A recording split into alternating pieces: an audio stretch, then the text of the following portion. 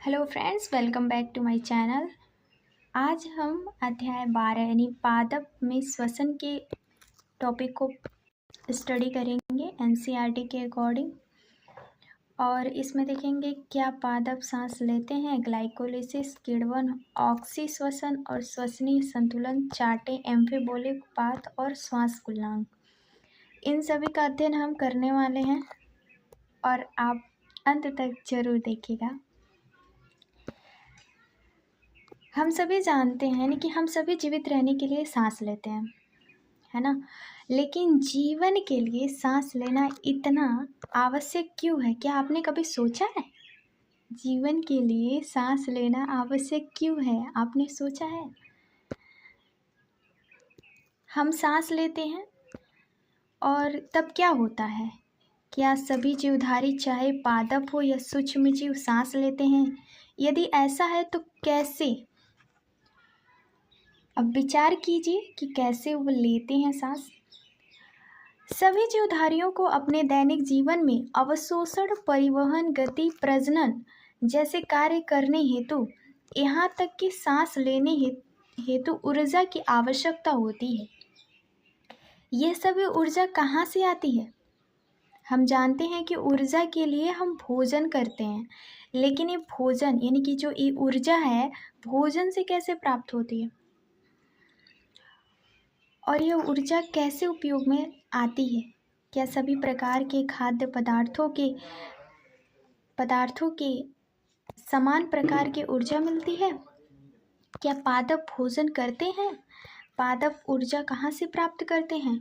और सूक्ष्म जीव इस ऊर्जा की आवश्यकता के लिए भोजन क्या करते हैं? तो इन सभी प्रश्नों का हम जवाब देंगे और उसका हम बहुत ही आश्चर्य जवाब देंगे, जिसमें हमें देखेंगे कि इसमें वास्तव में जो सांस लेने की प्रक्रिया है वह खाद्य पदार्थ में मुक्त होने वाली ऊर्जा की प्रक्रिया में बहुत अधिक संबद्धता होती है। यह समझने का प्रयास करें कि क्या यह कैसे होता है। जीवन विधि के लिए आवश्यक सभी ऊर्जा कुछ बृहद अणुओं के ऑक्सीकरण से प्राप्त होती है, जैसे खाद्य पदार्थ कहते हैं। केवल हरे पादप या नीलहरी शैवाल जीवाणु अपना भोजन स्वयं संश्लेषित कर सकते हैं। ये प्रकाश संश्लेषण विधि द्वारा प्रकाशीय ऊर्जा को रासायनिक ऊर्जा में परिवर्तित कर कार्बोहाइड्रेट्स, ग्लूकोज एवं स्टार्च के रूप में संचित करते हैं। हमें याद रखना चाहिए कि जो हरे पादप होते हैं, यानी कि हरे पादपों में सभी जो कोशिकाएं, ऊतक, अंगों में प्रकाश संश्लेषण नहीं होता है। यानी कि जो हरा पादप है उन सभी की जो कोशिकाएं होती हैं, ऊतक होते हैं और अंग होते हैं, उन सभी में प्रकाश संश्लेषण नहीं होती है। केवल वे कोशिकाएं जिसमें क्लोरोप्लास्ट होती हैं वही एक ऐसी कोशिका होती है जिसमें प्रकाश संश्लेषण की प्रक्रिया होती है।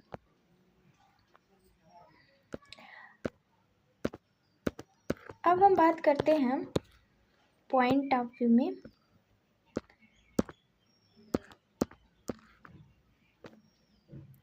चूँकि हरे पादपों में सभी अंग, ऊतक एवं कोशिकीय हरी नहीं होती, इसलिए इसमें ऑक्सीकरण के लिए खाद्य पदार्थ की आवश्यकता होती है। इसलिए खाद्य पदार्थ का अहरित भागों में परिवहन होता है और प्राणी परपोषित होते हैं, इसलिए वे अपना भोजन पादपों के प्रत्यक्ष यानी पादपों पे प्रत्यक्ष रूप से यानी परोक्ष शाकाहारी और अपरोक्ष मांसाहारी रूप से प्राप्त करते हैं। मृत जीवी जैसे कवक, मृत, सड़े गले पदार्थों पर निर्भर होते हैं। यह जान लेना कि अति महत्वपूर्ण है कि जीवन में सांस हेतु आवश्यक सभी खाद्य पदार्थ प्रकाश संश्लेषण से ही प्राप्त होते हैं। क्या आपने कभी सोचा है कि जो हमारे आसपास के पेड़ पौधे हैं वे कहाँ से अपना भोजन प्राप्त करते हैं, वे कैसे सांस लेते हैं? इन सभी का अध्ययन हम इसी पॉइंट में करेंगे। और इस अध्याय में हम सबसे पहले कोशिकीय सांस यानी जो पेड़ पौधे हैं वो अपनी कोशिका से कैसे सांस लेते हैं, कोशिकीय सांस और कोशिका में खाद्य पदार्थों के टूटने से निकलने वाली ऊर्जा की क्रियाविधि और एटीपी के संश्लेषण को समझाया गया है। और निस्संदेह प्रकाश संश्लेषण क्लोरोप्लास्ट में संपन्न होते हैं यूकैरियोटिक में, जबकि ऊर्जा प्राप्त करने के लिए कॉम्प्लेक्स अणुओं का यानी कि कॉम्प्लेक्स मॉलिक्यूल्स का विघटन से कोशिका द्रव्य तथा माइटोकॉन्ड्रिया में होता है, वह केवल यूकैरियोटिक होते हैं। जबकि कोशिका में कॉम्प्लेक्स अणुओं में सी बॉन्ड सी यानी कार्बन बॉन्ड कार्बन होता है और अबंध यानी कि उसकी जो हाइड्रोबैंड है यानी कि हाइड्रोजन बॉन्ड है उसमें ऑक्सीकरण होने की पर्याप्त मात्रा में ऊर्जा मुक्त होता है। अब बात करते हैं कार्बन अबंध से प्राप्त होता है, तो जो ऊर्जा मुक्त होती है होना उसे ही सांस कहलाता है। इस प्रक्रिया में जिस यौगिक का ऑक्सीकरण होता है उसे श्वसनी क्रियाधार कहते हैं। प्राय कार्बोहाइड्रेट्स और ऑक्सीकरण से ऊर्जा मुक्त होती है, और किंतु कुछ पादपों में विशेष परिस्थितियों में वसा, प्रोटीन तथा यहाँ तक कि कार्बनिक अम्ल की श्वसनी क्रियाधार के रूप में प्रयोग किया जा सकता है। कोशिका के अंदर ऑक्सीकरण के दौरान श्वसनी क्रियाधार में स्थित संपूर्ण ऊर्जा कोशिका में एक साथ मुक्त नहीं होती, एक एंजाइम द्वारा नियंत्रित चरणबद्ध धीमी प्रक्रियाओं के द्वारा होती है और यह अभिक्रिया मुक्त होती है, जो रासायनिक ऊर्जा एटीपी के रूप में एकत्रित होती है और एकत्रित हो जाती है। तो यहाँ हम समझ लेते हैं कि सांस में ऑक्सीकरण द्वारा निकलने वाली जो ऊर्जा होती है वो सीधे उपयोग में नहीं आती, ये संभवतः नहीं हो सकती या हो सकती है, किंतु ये एटीपी के संश्लेषण के प्रयोग में आती है। और इस ऊर्जा की जब भी यहाँ तक कि आवश्यकता होती है या टूट जाती है तो इस कारण एटीपी कोशिका की ऊर्जा मुद्रा का कार्य करती है। एटीपी में संचित ऊर्जा जीवधारियों के विभिन्न ऊर्जा आवश्यक प्रक्रियाओं में उपयोग में आती है। श्वास के दौरान निर्मित कार्बनिक पदार्थ कोशिका में दूसरे अणुओं के संश्लेषण में पूर्वगामी के रूप में कार्य करता है। अब बात करते हैं पादप। क्या पादप सांस लेते हैं? इस प्रश्न का कोई उत्तर नहीं है। हाँ, पादप सांस हेतु ऑक्सीजन की यानी O2 आवश्यकता होती है और वे कार्बन डाइऑक्साइड को मुक्त करते हैं। इस कारण से पादपों में ऐसी व्यवस्था है जिससे ऑक्सीजन की उपलब्धता सुनिश्चित होती है। पादपों में प्राणियों की तरह गैसीय आदान प्रदान हेतु विशिष्ट अंग नहीं होते, बल्कि उनमें इस उद्देश्य हेतु रंध्र यानी वार्त रंध्र यानी स्टोमा होता है, जिसमें बिना श्वास अंग के कैसे श्वसन करते हैं कई कारण हो सकते हैं। प्रथम कारण यह है कि पादपों का जो भाग है प्रत्येक भाग गैसीय आदान प्रदान की आवश्यकता को ध्यान में रखा जाता है और इसमें पादपों को एक भाग से दूसरे भागों में गैसों का परिवहन बहुत कम होता है। दूसरी कारण यह है कि पादपों में गैसों के आदान प्रदान की बहुत अधिक मांग नहीं होती। पादप के विभिन्न भागों में मूल, तना व पत्ती श्वसन यानी जंतु की अपेक्षा बहुत ही धीमी दर में होता है। केवल प्रकाश संश्लेषण के दौरान गैसों का अत्यधिक आदान प्रदान होता है और इस तरह जो प्रत्येक पत्ती पूर्वतः इस प्रकार से अनुकूलित होते हैं कि इस अवधि के दौरान अपनी आवश्यकता का ध्यान रखती है। जब कोशिका श्वसन करती है तो ऑक्सीजन की उपलब्धता की कोई समस्या नहीं होती, क्योंकि कोशिका में प्रकाश संश्लेषण के दौरान ऑक्सीजन निकलती है। तृतीय कारण यह है कि बड़े स्थूल पादपों में गैस से अधिक दूरी तक विसरित नहीं होती। पादपों में प्रत्येक सजीव कोशिका पादपों की तरह ही सतह के बिल्कुल पास स्थित होती है और यह पत्ती के सत्य कथन है। आप एक प्रश्न पूछ सकते हैं कि मोटे काष्ठीय तनों मूल के लिए क्या होता है?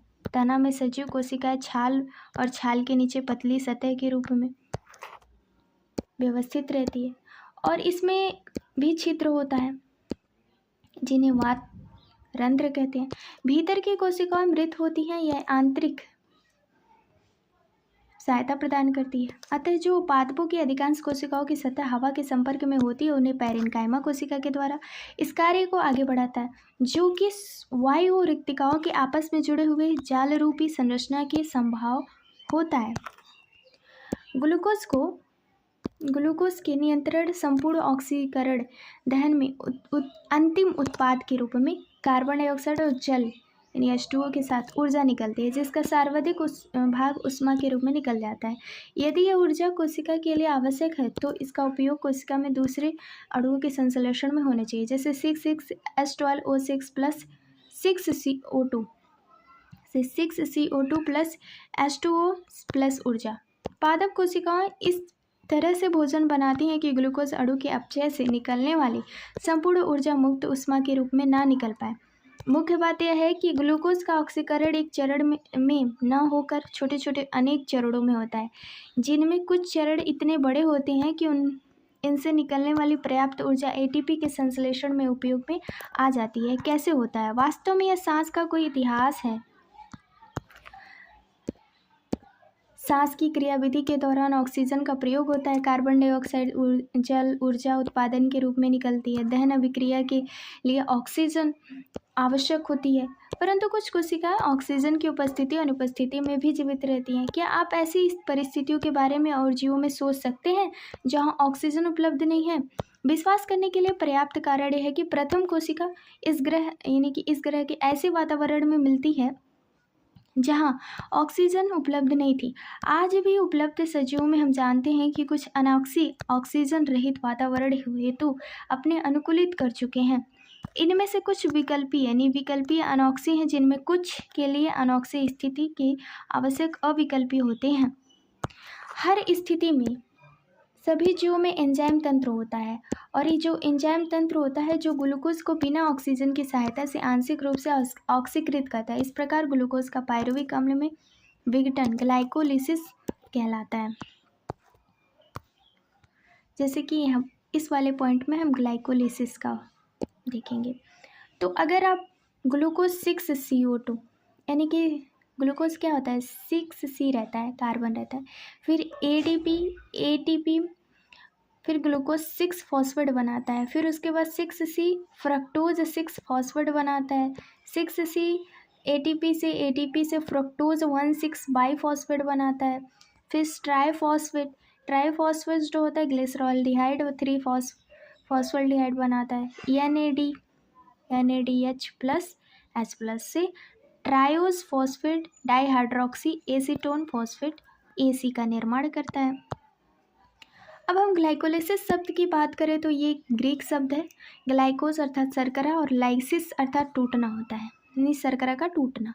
ग्लाइकोलिसिस की प्रक्रिया गुस्ताव इम्बेंडेन, ओटो मेयरहोफ तथा जे पारानास द्वारा किया गया था। इसे सामान्यतः EMP पाथ कहते हैं, यानी कि EMP पाथ कहते हैं।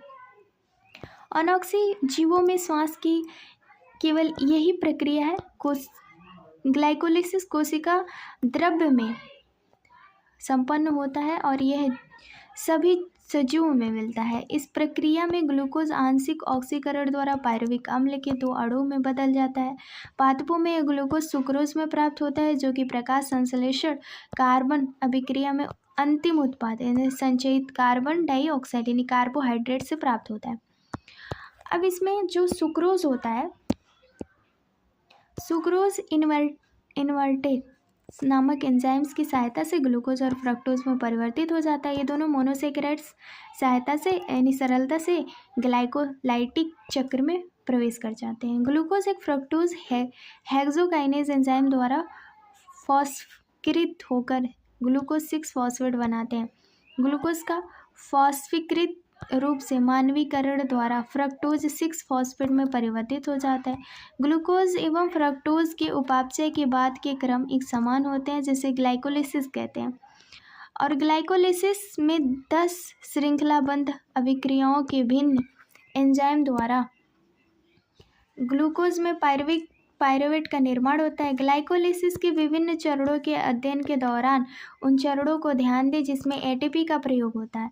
तो ATP जो होता है उसमें संश्लेषण करता है, NADH प्लस H प्लस होता है। ATP का प्रयोग 2 चरणों में होता है। पहले चरण में जब ग्लूकोज 6 फॉस्फेट में परिवर्तन होता है तथा दूसरे चरण में जब दूसरे चरण में phosphate 6 phosphate fructose 1,6 bis phosphate में परिवर्तन होता है। फ्रक्टोज 1,6 बिस फॉस्फेट टूटकर डाइहाइड्रोक्सी एसीटोन फॉस्फेट और 3-फॉस्फोग्लिसरैल्डिहाइड PGAL बनता है। जब 6-फॉस्फोग्लिसरैल्डिहाइड PGAL का 1 से 3 बाईफॉस्फेट ग्लिसरैल्डेट ABPGA में परिवर्तन होता है तो NAD+ से NADH+ का निर्माण होता है। PGAL में दो समान अपचयोपचय रिडॉक्स 2 हाइड्रोजन अणु पृथक होकर NADH एक अणु की ओर स्थानांतरित होता है। PGAL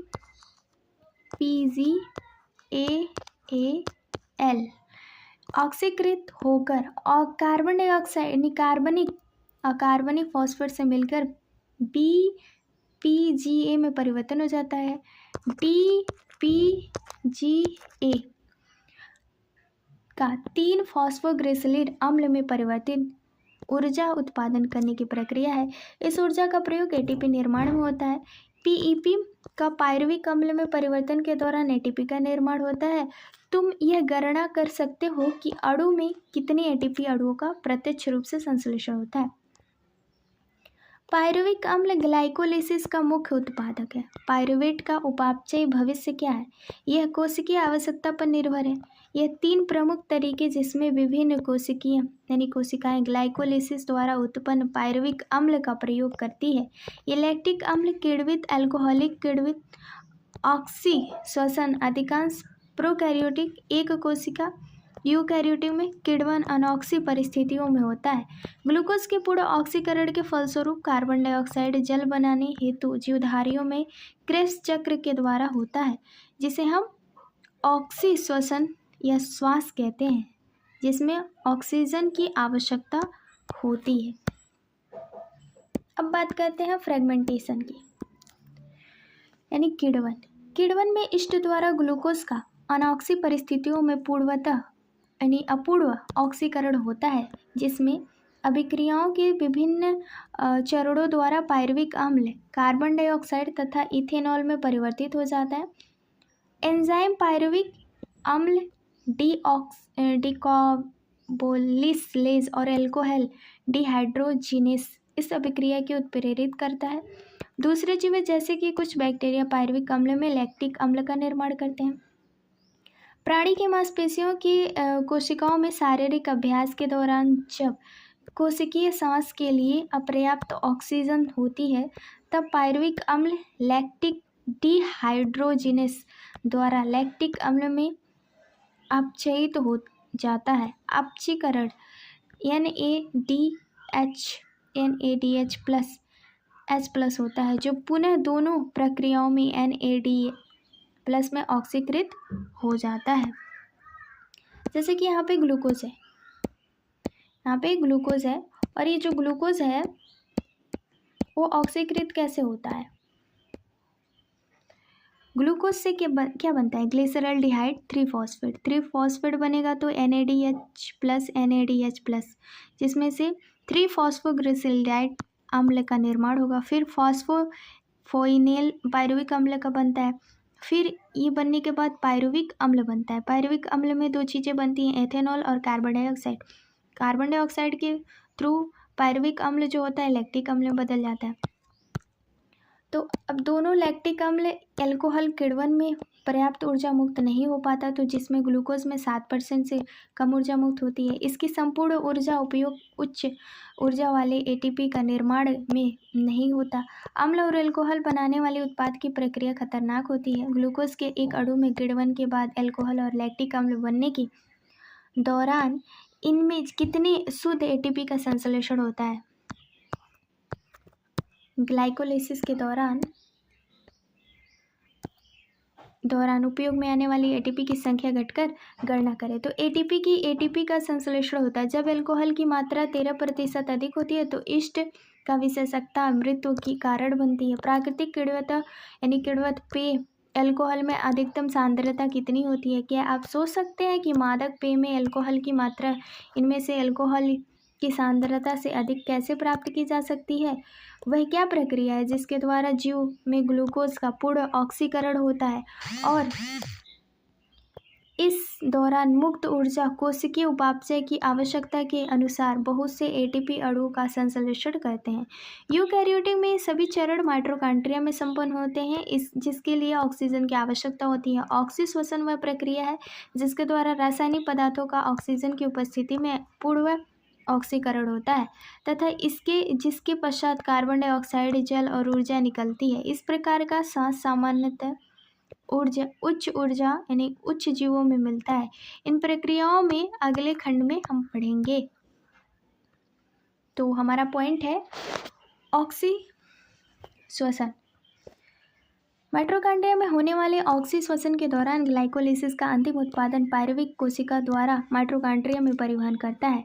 ऑक्सीश्वसन की मुख्य घटनाएं होती हैं। पायरुवेट का चरणबद्ध क्रम में पूर्व ऑक्सीकरण के उपरांत सभी हाइड्रोजन परमाणु पृथक होते हैं। इनमें 3 कार्बन डाइऑक्साइड के अणु मुक्त होते हैं। हाइड्रोजन परमाणु में पृथक हुए इलेक्ट्रॉन ऑक्सीजन अणु की ओर जाते हैं, जिसके परिणाम स्वरूप एटीपी का निर्माण होता है, यानी एटीपी होता है, संश्लेषित होता है। सबसे अधिक रोचक बात यह है कि इसकी पहली प्रक्रिया माइटोकॉन्ड्रिया के अधात्री में संपन्न होती है, जबकि दूसरी प्रक्रिया माइटोकॉन्ड्रिया की भीतरी झिल्ली पर संपन्न होती है। कोशिका द्रव में उपस्थिति कार्बोहाइड्रेट ग्लाइकोलिटिक अपचय द्वारा बनने वाले पायरुवेट माइटोकॉन्ड्रिया की अधात्री में प्रवेश करता है, जो ऑक्सीकृत कार्बोक्सिलीकरण की कॉम्प्लेक्स सामूहिक क्रिया द्वारा पायरुवेट डिहाइड्रोजिनेस एंजाइम द्वारा उत्प्रेरित होता है। पायरुविक डिहाइड्रोजिनेस अभिक्रिया में कई सह एंजाइम भाग लेते हैं, जैसे कि सह एंजाइम कौन है? तो सह एंजाइम NAD+ तथा ए सह एंजाइम। तो पायरुविक अम्ल प्लस CaO को plus NAD+ Mg magnesium by pyruvate dehydrogenases से acetyl CoA plus CO2 plus NADH+H+।